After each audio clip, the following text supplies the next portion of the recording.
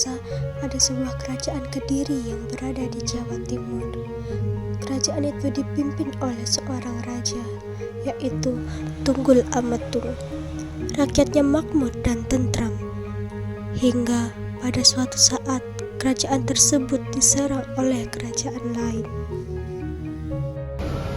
Aduh, sudahlah Pak Duka, tidak usah begitu memikirkannya. Kerajaan kita sedang diserang ke Buju. Kita membutuhkan panglima baru. Bagaimana ini? Maaf Pak Duka, bagaimana jika saya mencarikan panglima perang baru di desa-desa? Bagus juga ide ke Buju. Sekarang kuperintahkan kau untuk mencari panglima baru yang gagah dan siap untuk membela kerajaan kita. Baik Pak Duka, saya akan mencarikannya dan akan segera memberitahukan kepada Pak Duka. Baiklah. Kebo Ijo pun bergegas untuk mencari panglima perang baru. Sampai pada suatu saat ia bertemu dengan Ken Arok. Terlihat tubuh Ken Arok yang gagah sedang berlatih bela diri di pekarangan. Kebo Ijo merasa bahwa ialah orang yang dia cari.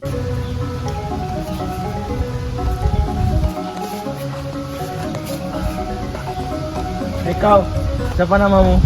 Saya Ken Arok. Siapa kau dan apa kau cari di sini? Aku adalah Kebo Ijo, Panglima Kerajaan Kediri. Aku diperintahkan oleh Paduka Raja untuk mencarimu, untuk membantu membela kerajaan. Baiklah, saya bersedia membantumu. Tapi jangan saya bertek pada istri dan anakku. Baik, setelah kamu minta izin, saya akan mencarimu dan akan mengajakmu ke istana. Baiklah, rumahku ada di seberang desa. Kau bisa menaikkan kepada warga sekitar, mereka mengenalku. Baiklah. Istriku, aku pulang.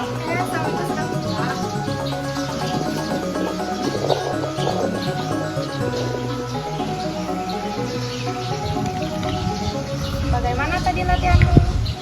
Latihanku sudah semaksimal mungkin, istriku. Tadi aku mendapatkan tugas dari kerajaan Kediri untuk membantu mereka. Kebo Ijo yang menyampaikannya langsung. Bolehkah jika aku membantu kerajaan Kediri untuk berperang, istriku? Berat aku melepasmu. Aku takut kehilanganmu, suamiku. Jika kau tak kembali, bagaimana denganku dan anaknya?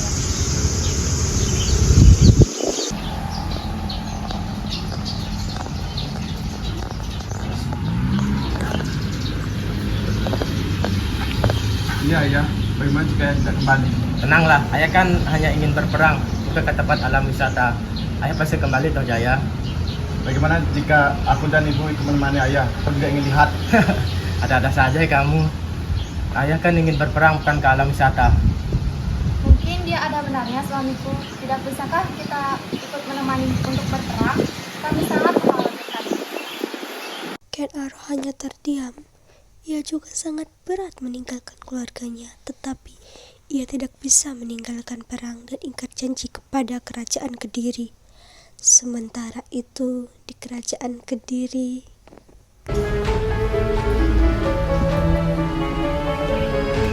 Paduka, saya sudah menjumpai orang yang tepat. Besok saya akan membawanya kemari. Nah, kalau begitu, siapa dia? Namanya Ken Arok, Paduka. Sepertinya dia cukup tangguh dan berani menjadi pasukan kita. Baiklah, apakah dia sudah berkeluarga? Bagaimana dengan anak dan istrinya? Tentunya sudah, Paduka, karena Ken Arok tidak bisa ikut saya kemari sekarang karena ia ingin meminta izin dari anak dan istrinya. Baiklah, kalau begitu.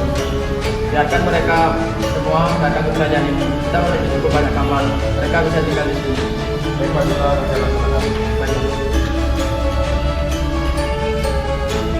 keesokan harinya Kebo Ijo menjemput Ken Arok dengan keluarganya. Setibanya di kerajaan, mereka disambut ramah oleh keluarga kerajaan.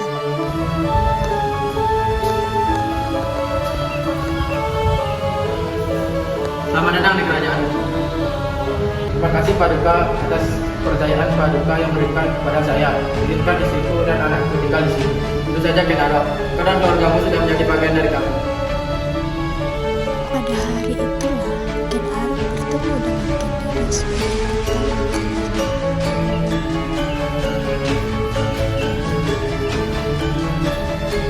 Selamat datang di kerajaan Putrajaya yang rumah. Layan. Dan tolong antarkan Ken Arok dan keluarganya ke kamar.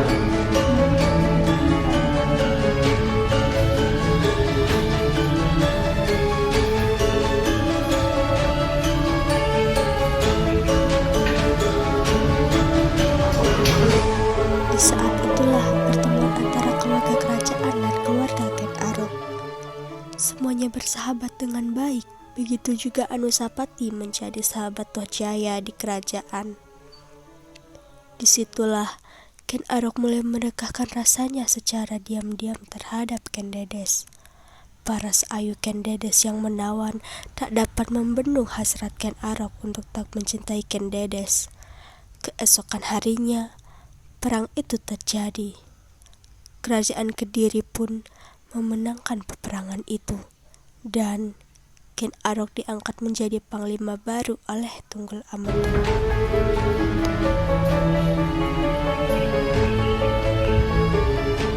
Terima kasih Ken Arok. Tak sia-sia aku memilihmu sebagai pasukanku. Aku menyukai cara dan strategimu dalam berperang. Atas pemenangku, akan kuangkat kau sebagai panglima perang yang baru.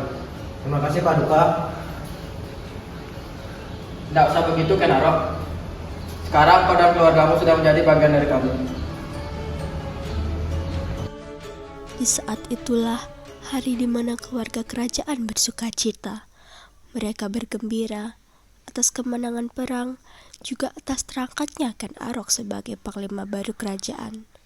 Hari berlalu cepat, euforia tak terbendung masih begitu terasa, tapi tidak bagi Ken Dedes. Pada suatu malam, Ken Arok melihat sosok Ken Dedes yang sedang terlihat melamun sendirian. Tuan Putri, coba melamun sendirian saja. Ken Arok, kok menghadirkanku saja? Masih memikirkan saya ya. Istiqalah, dari banget.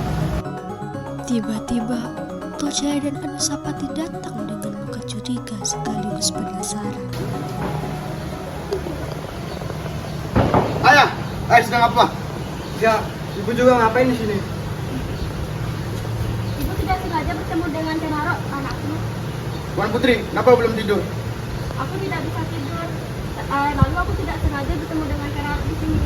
Ya anakku, dan Ken Dedes tidak sengaja bertemu dan tidak berbuat apa-apa.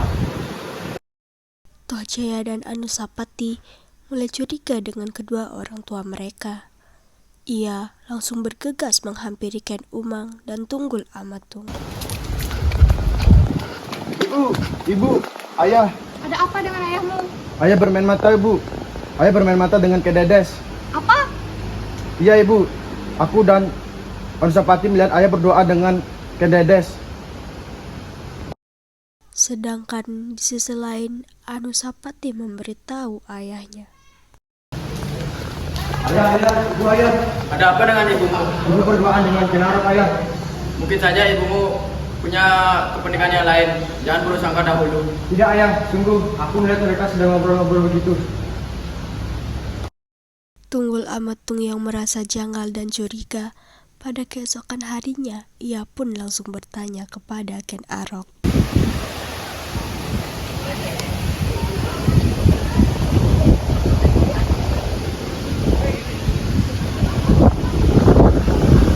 Ken Arok, apa yang kau lakukan pada istrimu kemarin malam? Oh, tidak seperti apa yang kau pikirkan kepada Paduka. Awas saja kalau kau berani menggoda istriku, akan kuhancurkan dirimu. Ken Arok pun mulai merasa muak akan ancaman Tunggul Ametung.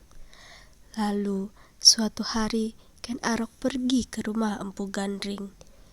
Ia pun berencana membunuh Tunggul Ametung. Bu Gandring!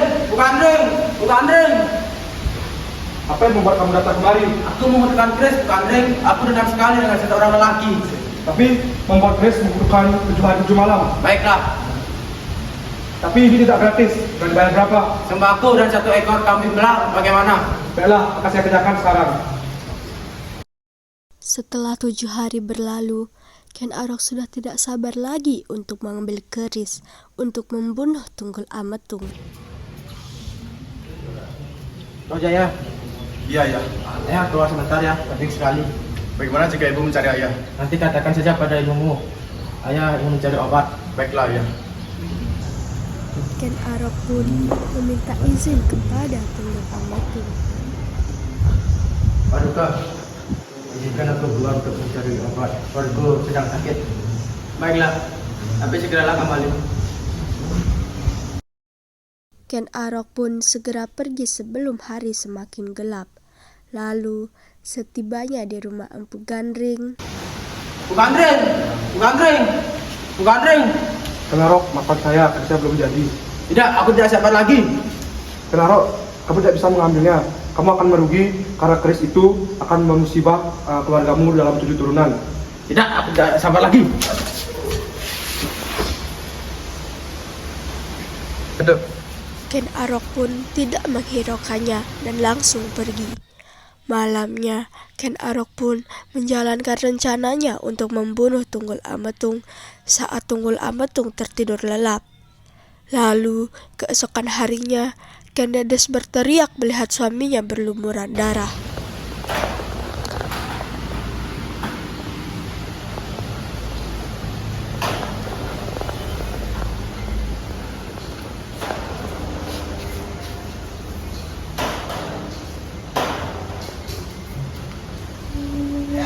Suamiku! Suamiku! Ada apa, Ibu? Ayahku telah dibunuh, Nak. Dia dapat ratu. Ayah, jangan tinggalkan saya, ayah. Toh Jaya pun langsung bergegas ke kamar ibunya.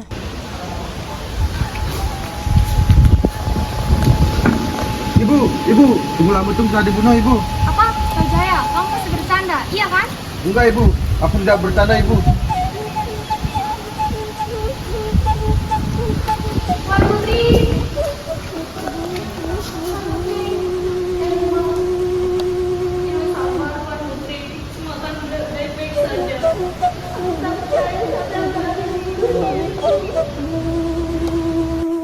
Sedangkan di sisi lain, Ken Arok yang licik dan tidak merasa bersalah menyuap seorang pelayan untuk menjadi saksi. Hei kau, akan kuberi sekantong emas dengan syarat memfitnah Kebu Ijo sebagai pelaku pembunuh Tunggul Ametung. Baik, Tuan. Tapi kalau saya ditangkap bagaimana, Tuan? Tolonglah, kamu kan dapat untung juga. Tapi saya takut, Tuan. Bagaimana jika ketahuan? Sudah, jangan bicara, maafkan saja. Kebu Ijo pun dibawa menghadap Ken Dedes oleh Ken Arok dan pelayan tersebut. Jadi benar kau yang membunuh suamiku? Sungguh, Tuhan, saya tidak pernah melakukannya. Benarkah itu? Betul, Tuan Putri. Dia yang melakukannya. Saya melihat sendiri. Ibunya pun berdarah daging mengganggu. Dasar biadab kamu. Kau harus merasakan apa yang suamiku rasakan. Akhirnya, Kebu Ijo pun dibunuh karena Ken Dedes mempercayai pelayan tersebut.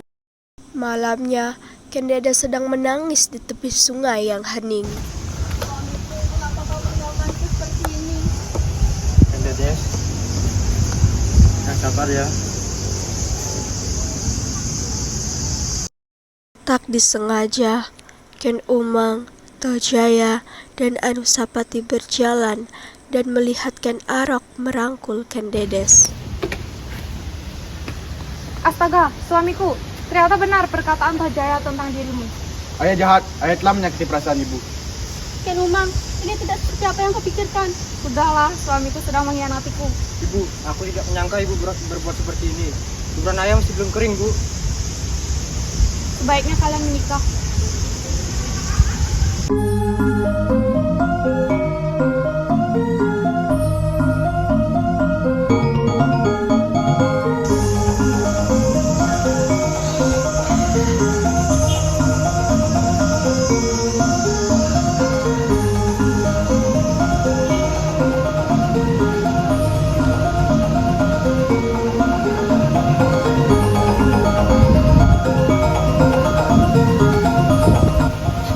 Semoga kamu menjadi istriku. Akhirnya, Ken Arok dan Ken Dedes menikah.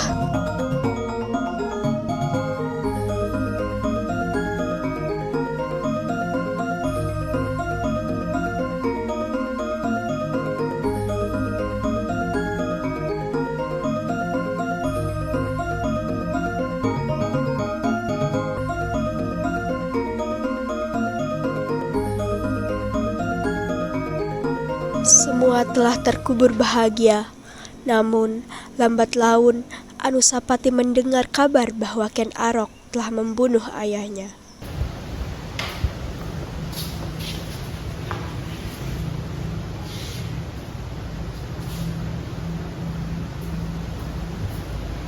Keesokan harinya, Ken Dedes terkejut melihat Ken Arok berlumuran darah. Tolong, tolong. Apa yang sudah terjadi dengan suamimu? Ia telah dibunuh, Ken Umang. Ayah tidak boleh pergi. Toh Jaya, sabar saudaraku. Anusapati pun mencari informasi tentang hal tersebut. Dan ternyata Ken Aroklah yang membunuh ayah Anusapati. Toh Jaya yang tidak mengetahui apapun masih bersikap manis dengan Anusapati. Apa benar Ken Arok membunuh ayahku? Tapi atas dasar apa?